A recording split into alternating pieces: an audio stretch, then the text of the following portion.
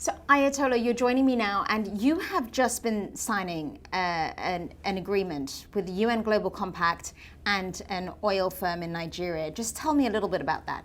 Yeah, so the local network, the United Nations Global Compact local network in Nigeria, of which I'm a board member, has recently signed up NNPC, which is our national oil company, as a member of the local network and of the Global Compact. And we're really excited about that because, it means that for us, the government is ready for this transition, for the just transition and a cleaner climate and a cleaner environment for us all. Absolutely, that's fantastic. I mean, Nigeria is a huge country. The promise of energy in that country is huge. And now with this agreement with you, there are agreements in place to make sure that it's clean and sustainable. So what actually happens? Tell us a little bit about that process and what guardrails you have to make sure that they're in clean energy, renewable energy, sustainable energy. Yeah. So, there are certain criteria for being a member of the Global Compact. And the national oil company signing to join the Global Compact means that they have made a commitment, or they're willing to make that commitment. That commitment is not just to anti-corruption, the environment. It also concerns labor as well as human rights. And those four areas are key. They're covered by the Sustainable Development Goals as well.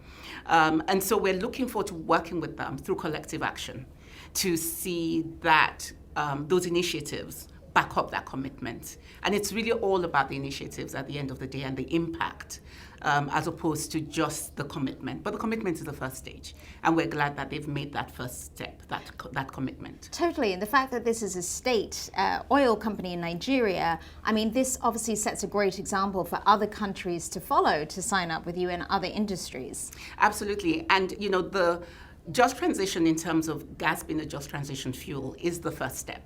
There are also, like was mentioned by Abakari, that was mentioned by the GMD of NNPC, there is also the next step, which is exploring solar, exploring wind, exploring water, and other cleaner forms of energy to substitute even the gas in the long term. So gas is just a transition fuel.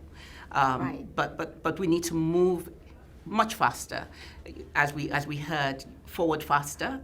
And this is one of the areas that we have to move forward faster. And obviously, with when you look at Africa as a continent, the promise of all the the natural resources, the renewable energy that you just talked about, wind and solar, is huge. What do you want investors to know, so that they should start bringing their attention to Africa? Yeah, there are two things. One, I think that we definitely have the resources, but we want to be able to process those resources, particularly the minerals and the metals for clean energy within Africa, rather than ship out the ore and have it processed abroad, because then we have more value retained. And that value will enable us to then develop our nation faster.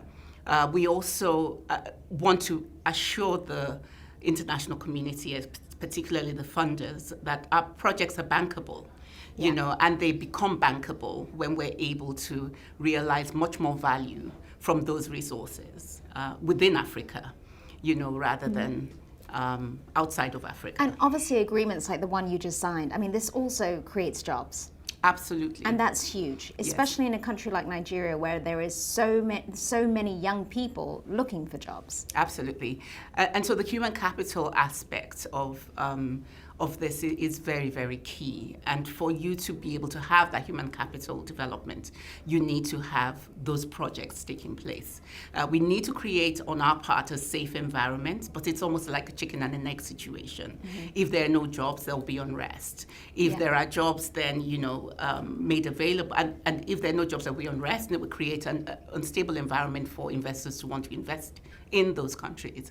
But if there are jobs, then we are able to occupy our people and just give them a standard of living that enables them to kind of just continue living. Absolutely. How important are conferences like this in achieving the objectives that you want to achieve, both for the continent and in terms of getting the world's attention? I think for awareness, it enables us also to tell our own story, our narrative, and not the narrative of people who are not on the ground or used to the day-to-day realities of what we go through. It also enables us to show our optimism and promise regarding and hope regarding what can be, and the fact that we haven't given up on Africa, and so no one else has a right to give up on Africa. Absolutely. This is the second Gabi conference. The first one last year was amazing, and it's incredible to see what they're doing this year.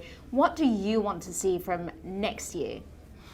I was at the first Gabi, interestingly, and it was a real eye-opener, and I think it really set us on the right trajectory. This Gabi, I'm really excited about the lineup and the conversations. I think next Gabi, we want to see a movement. We want to see that needle move, so that we're not talking about the same issues that we spoke about this year or last year, but we're able to talk about achievements and impact that has been brought about as a result of last Gabi and this Gabi. And what are you going to do to make that happen in this next year? I think to keep telling that sustainability story, to keep getting other companies signed on, to keep delivering. We have a number of collective actions that we've started in country that the local network is involved in, particularly regarding SMEs as well.